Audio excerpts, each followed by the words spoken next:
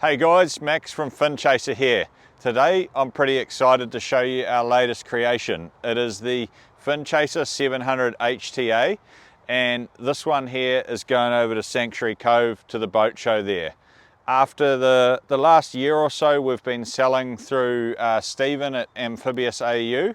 He's sold boats into almost every territory in Australia, and the customers are loving them. So we've got the confidence now. We're going to send a boat of our own over there, which is this one right here. So this will be exhibited at the Sanctuary Cove Boat Show, and it will be up for sale. So what we've done is done a Australian style 700 HTA. So there's a few things different to normal. Firstly, the twin wheel up the front. We noticed a lot of the beaches over in northern Queensland specifically are a soft sand, shelly type beach, and they require all the grip you can get. So we don't want to send this over and have it just not do what people want it to do. We want it to be able to exceed their expectations. So we've gone with the dual wheel, as we need the extra performance on land for those Australian customers over there. The second thing we've done is we've gone for a pretty neutral paint scheme. We've gone all white for the cabin, the insides and everything like that. We know it gets really hot over there, so we're trying to keep the boat as cool as possible. And then we've gone nice Audi Quantum grey on the sides just to give it some colour and bring it to life a bit. And then the third thing we've done, it's got nice hatches up in the roof there for a bit of extra airflow. So yeah, we're out at Karapiro today. It's a pretty gloomy day. Hopefully the weather's going to be better over at Sanctuary Cove on the 20th of May. So starting at the front here, just before we get on the water, I mentioned the dual front wheels. So traditionally you just get a single front wheel. This one has a nice balancing thing in the middle there, and both wheels can swivel and turn and go over different types of terrain and stay balanced. So actually gives you a really nice amount of stability on land compared to the single wheel. The one drawback it has, a little bit heavier, and then we have to do a traditional bowsprit which comes out the middle to clear the wheels when they're in their up position, whereas our single wheel option, we offset our bowsprit over here. We can keep the boat a little bit shorter and we can miss the wheel. So that's the difference between the dual wheels and the single wheel on the front for us. No Minn Kota on this one, just keeping it pretty simple. We don't know if the customer will want one or not. They can be retrofitted if they need to be, easy enough. And then we have a camera up here for viewing your wheels, really handy for going on and off the trailer. Also handy just if you're on any busy beaches or anything like that, making sure you don't have people walking in front of the boat when you're launching and retrieving. Drum winch up on top here, which comes out a little hole to feed this anchor here, and then a really nice flat foredeck, which I'll show you a bit more of once we're out on the water. This is great for fishing and just moving around up there. It's nice and easy. Alright, so moving down the back here, this is our 700 Gen 2 transom. We've really prioritised access for the customers, so you can see here the walkthrough's on the other side, but both sides have this Anura step. You get on the wheel, and then you've got a couple of steps on the back here, so it's really easy to get in and out. Nice and easy there. We've got the Seakeeper ride system here, which they're absolutely outstanding. They read your pitch, yaw and roll 1,000 times a second, and they adjust 100 times a second. So they keep the boat just nice and level, even if your passengers are moving round and round the boat. So they're a great feature. We've got the transducer down there, and then we've got this beautiful 350 Mercury V10 here, which we had out in the last video and goes really well. About to give it another test, but yeah, this V10's great. It's got the little V8 gearbox on it, which suits this boat really nicely, and it's got the high performance AMS midsection. So yeah, it's pissing down. We're going to jump in the cabin now and go for a spin on the water.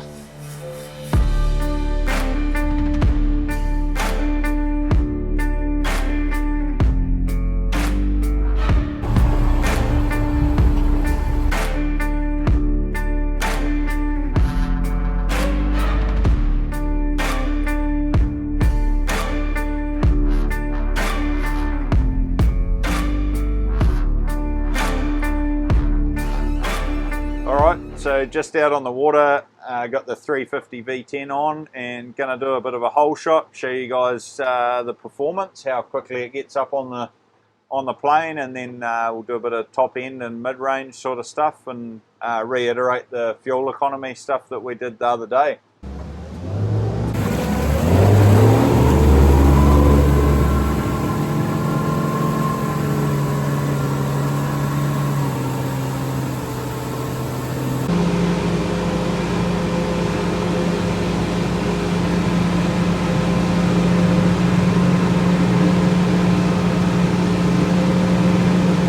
So going a little bit upstream here, but you can see we're doing 51 mile an hour there, so she's absolutely humming along, gets there real easy, and we can sort of, we go into the fuel here.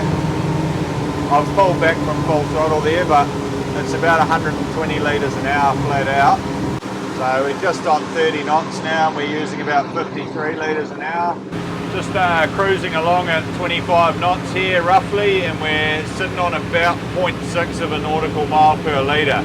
So just over a K per litre, burning 42 litres an hour. So that's not bad for a big heavy boat in a 350 V10. We missed the 35 knots last time we came out, so I'm just going to check that, see how much we're using there. So just got it up to just over 32 knots, or 35 knots, sorry, and we're at about 0.54, 0.55 nautical miles per litre. So not bad. You lose about 0.05 for that. So we're at 30 knots here, and we're getting 0.59, 0.58. So yeah, that's definitely the sweet spot. Nice cruise speed for this boat. Which is moving along pretty nicely, so I'd be pretty happy if I can go everywhere at 30 knots, and that's my most economic speed. So before I mention the walkthrough, you can get walkthroughs on both sides, but we've found that most people just come up the port side of the boat. We've got a little walkthrough cover here, which is just a bit of perspex that slides out nicely. These are good if you're doing any beach launching or anything like that. You want to have this in. It'll just stop a little bit of a wave coming through there if you're coming back in through the surf. Then we've got our standard bait board. These are built so that they're at a standard bench height, 900 mils. So when you're working here, you can easily stand here, fillet fish, cut your bait up, whatever you like. Nice easy draw.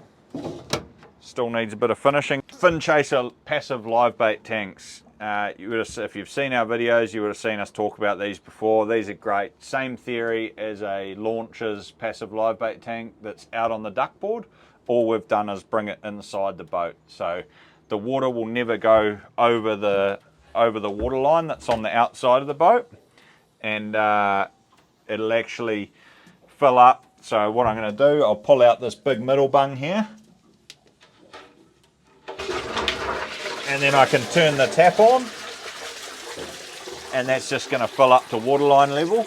Once that's full, chuck me liveys in. They'll stay alive all day, depending on what you've got in there. Done about 1,400 boats now. Every single one has had our passive live bait tank in, and we use them all the time when we're out on the water. Caught lots of fish off live baits from our live bait tanks. So once you've got it full, it's starting to get pretty close now. The tap is great. That's just a venturi, we call it. It's a hole through the bottom of the hull with a tap on it, and what that does is when you're underway, the water will actually just circulate in there. So you don't need a pump. You can leave this on all night. You're not using any battery if you're overnighting, and you'll keep your liveys full. So have a look there now. It's actually all full up, and you can tell there's no more water coming in. And then as we take off, that'll just keep circulating water. Down in the back corner, we've got a little hatch here. Now we call this the pie warmer, because we have our Anura exhaust in here, which heats up when you launch and retrieve with the Anura. So generally we won't put anything in here that's at all flammable. You wouldn't put a jumper in here or anything like that. If you've got something in a hard box that can be stored in there. You've got a little bit of storage. Other than that, nice clean access to all the Anura hoses. In the corner here, we've got the saltwater washdown pump. So that's tucked away nicely.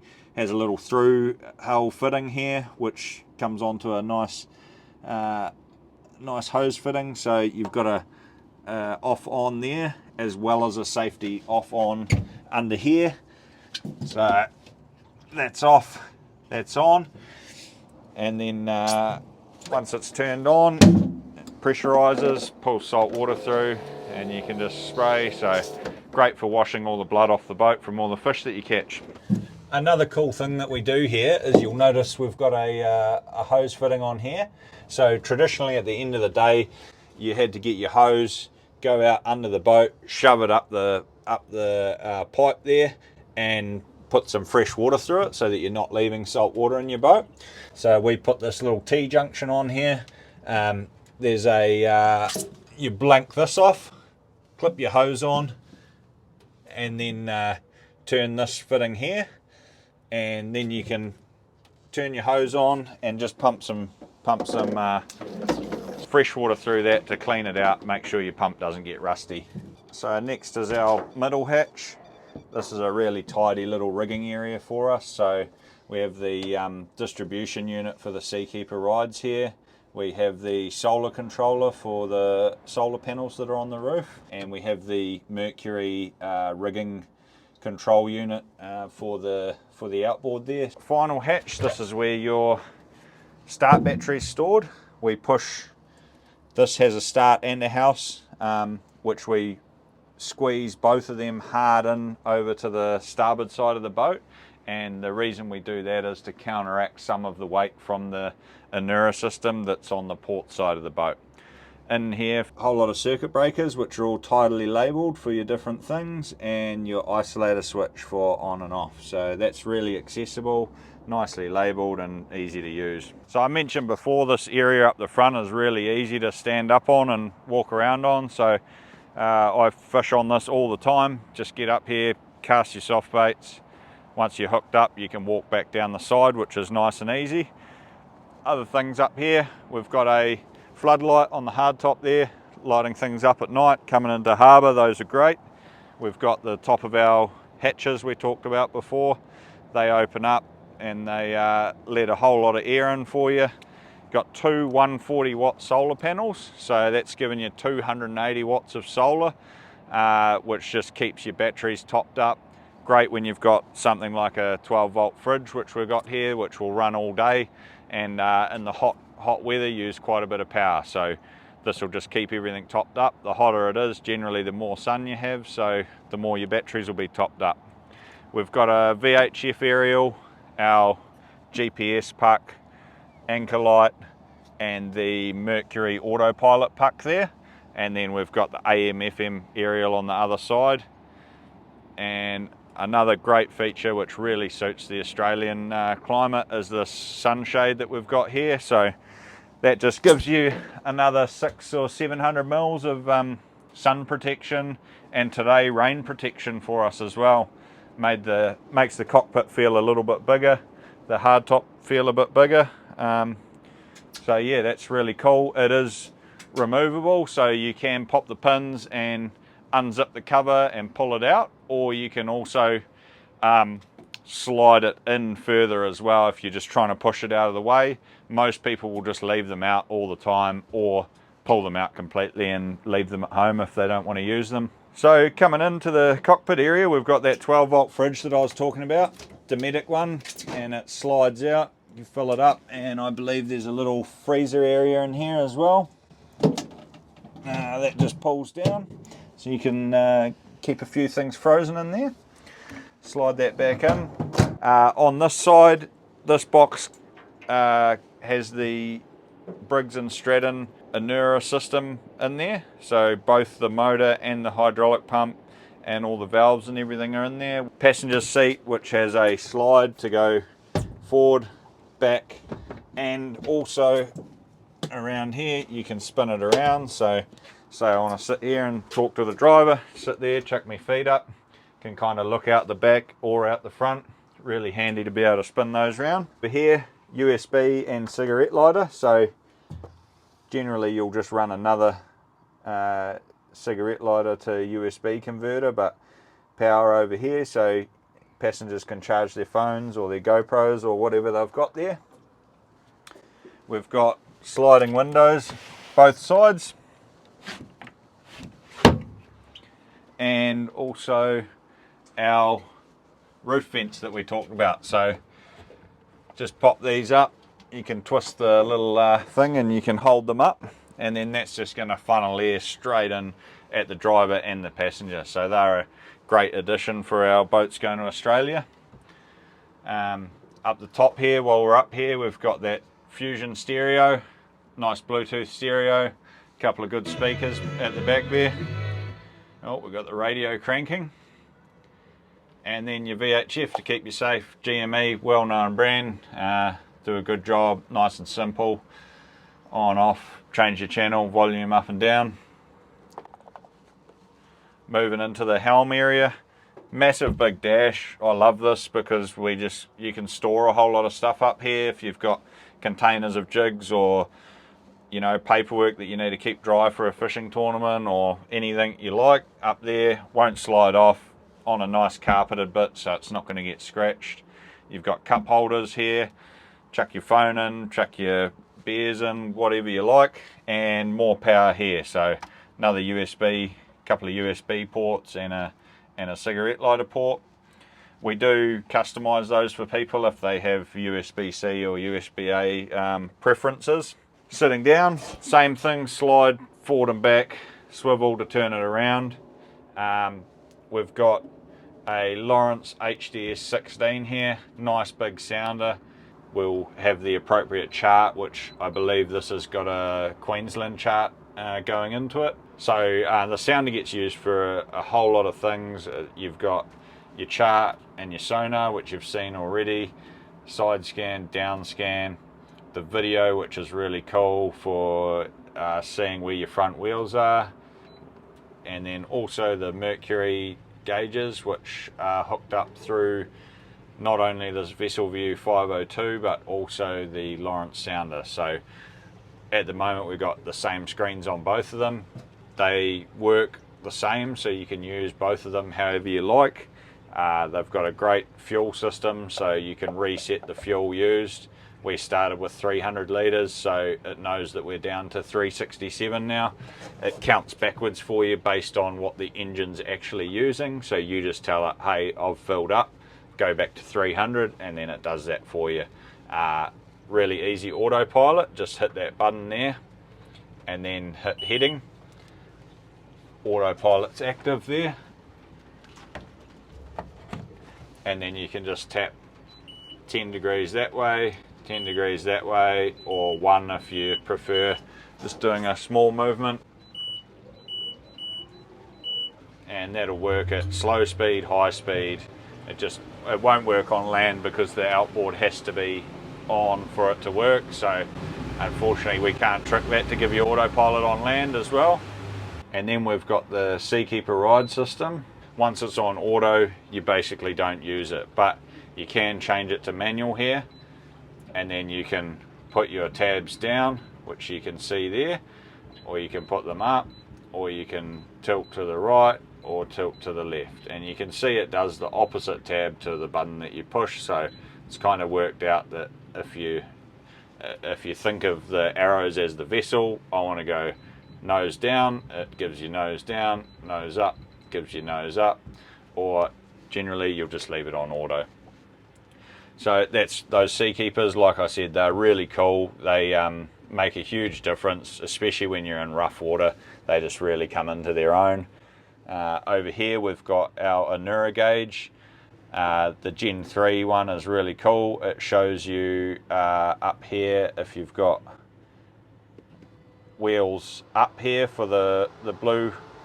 It goes blue when your wheels are up, so that means you're on the water, which is what you want to see. When they're down, they go green for land, and then when you're in garage mode, they'll go orange. So we did another video on garage mode, so if you want to know more about that, just check out the video. It'll be in the the link below. But yeah, garage mode's really cool, especially if you've got a height restriction to fit in under, or I just set it up for people to get on and off or squat down on the beach, and then it's really easy to go in and out of that exact height every time. So that's cool. Over here we've got our keypad for the Anura. Really simple to use. You've got start, stop. You just hold it down to start it, tap it to stop it. You've got wheels up, auto, back wheels up, front wheels up, wheels down, auto, back wheels down, front wheels down. Got our anchor up here, simple to use. Down for down, up for up. Windscreen wipers, so we've got 3 wipers.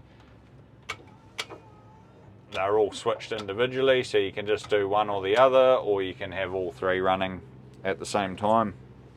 Steering is Mercury's electric steering, so this is really smooth to use. It's just nice and easy, and so what that means, especially with an amphibious boat, the electric steering actually uses less power than what the traditional electro over hydraulic steering uses, and that helps keep your batteries mint, and it's just so smooth and doesn't add any extra weight. The Anura system just basically goes off the rudder feedback sensor on the outboard, and then it tells its own system, hey, we want the front wheels to be in this position. So both systems are doing all the work. The steering wheel is literally you just turning an electric sensor basically. Alright, so we've also got some nice lights. So I showed you the light bar before, that's up on the roof. It's nice big grunty light. And then we have deck lights, which are these 2 back here. So they just light up your deck when you're fishing at night. They're great for keeping your deck lit up. Then we've got cabin lights, which are these ones here. Now you can leave these on and you can tap them to turn them off or go to red. So they're multicolored, which that's great if you're overnighting and you go into your cabin. You can leave the switch on, just reach up, tap them, and put them on whatever setting you want. And we've got these in here and in the actual cabin. So got a full set of bunks in here. The last thing that the upholsterer is doing for us is building this rear infill here, so that will be fully covered in. We also do an option that goes from here back to here, as we call it a bunk extension. So that's great if you're wanting to do lots of overnighting. If you want to have a look at the bunk length, I'm 2 meters tall, and that's me on one side. If I go across it, I can just fit in there nicely. So for me, I'd definitely want the bunk extensions, although I have slept overnight and you just sort of curl up on your side and it's no worries as well. We've got a full flushing toilet in here with a macerator on it, so that has a little push button for flushing. So that's a great addition for your overnighting stuff.